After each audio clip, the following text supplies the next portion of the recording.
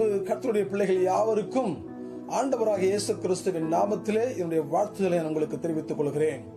கர்த்தர் தாமே இம்மட்டுமாக உங்களையும் உங்கள் பிள்ளைகளையும் பாதுகாத்து நடத்தினார், இனியும் அவர் நடத்துவார். அவர் தம்மை நம்பின பிள்ளைகளை ஒரு நாளும் கைவிடுகிற தேவன் அல்ல. அதற்காக நான் கர்த்தரை ஸ்தோத்தரிக்கிறேன். இன்றைய நாளிலும் கூட நாம் தியானத்துக்கு எடுத்துக்கொள்ள போகிற சத்திய பகுதி புலம்பலின் புஸ்தகம் 3வது அதிகாரம் 32வது வசனம். புலம்பல் 3ஆம் அதிகாரம் 32வது வசனம். அவர் சஞ்சலப்படுத்தினாலும் தமது மிகுந்த கிருபையின்படி இறங்குவார். நம்முடைய ஆண்டவர் மிகுந்த கிருபையின்படி இறங்குவார் என்று எழுதப்பட்டிருக்கிறது. நம்முடைய ஆண்டவர் கிருபையின்படி இறங்குவார் என்று எழுதப்படவில்லை, மிகுந்த கிருபையின்படி இறங்குவார் என்று எழுதப்பட்டிருக்கிறது.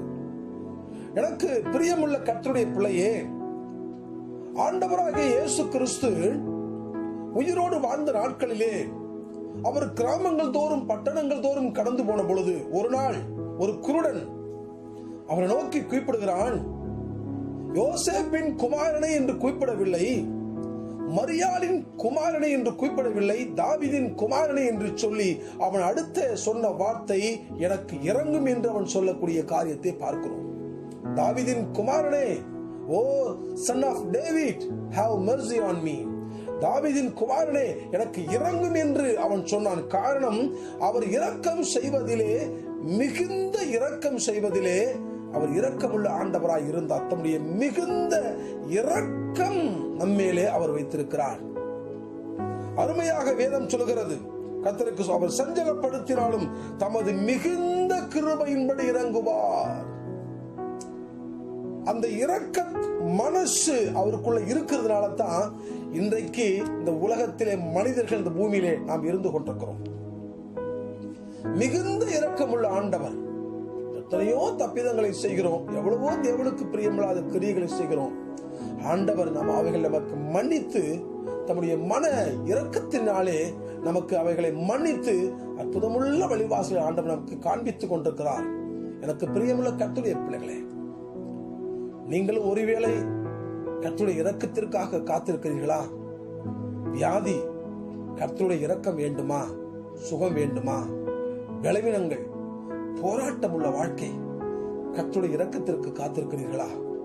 நிம்மதி இல்லை ஐயா, ஏன் இந்த உலகத்தில் வாழ வேண்டும், உலகத்தில் இருப்பதை விட சாவதே மேல் என்று சொல்லி எத்தனை முறை நினைத்திருக்கிறீர்கள்? கர்த்தருடைய இரக்கத்திற்காக காத்திருக்கிறீர்களா?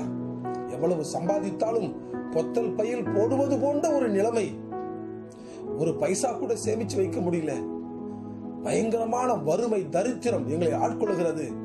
கலக்கத்தோடு நீங்கள் இந்த நிகழ்ச்சியை பார்த்து கொண்டிருக்கிறீர்களா? இரக்கம் உங்கள் மேல் வருவதற்கு நீங்கள் நம்பிக்கை கொண்டிருக்கிறீர்களா? வேதம் சொல்கிறது, அவர் சஞ்சலப்படுத்துகிற தேவன் அல்ல.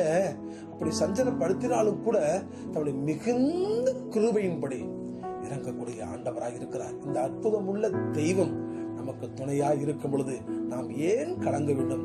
எனக்கு பிரியமுள்ள சகோதரா, சகோதரி, நீ கலங்காதே.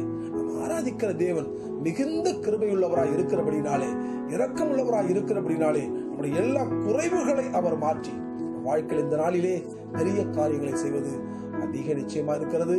கர்த்தர் இந்த வார்த்தைகளை ஆசீர்வதிப்பாராக. நம் கண்களை மூடி ஜெபிப்போம். எங்கள் பரிசுத்தமுள்ள நல்ல ஆண்டவரே, கர்த்தருடைய நாமத்தில் இந்த அருமையான வேலைக்காக நன்றி செலுத்துகிறோம். இந்த நிகழ்ச்சியை பார்த்து கொண்டிருக்கிற ஒவ்வொரு பிள்ளைகளை கர்த்தர் தாமே ஆசீர்வதிப்பீராக.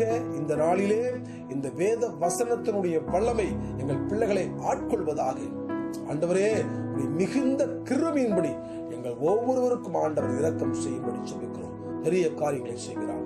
இயேசு கிறிஸ்துவின் நாமத்தில் ஜெபிக்கிறேன் எங்கள் ஜீவனுள்ள நல்ல பிதாவே, ஆமென்.